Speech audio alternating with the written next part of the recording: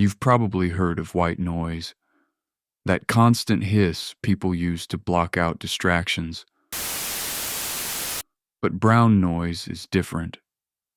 It sits much lower in the frequency spectrum, deeper, heavier, like the rumble of a distant thunderstorm or standing next to a waterfall. And that low-frequency weight is exactly why it works. Your brain responds to steady, low-stimulus sound by gradually reducing its alertness.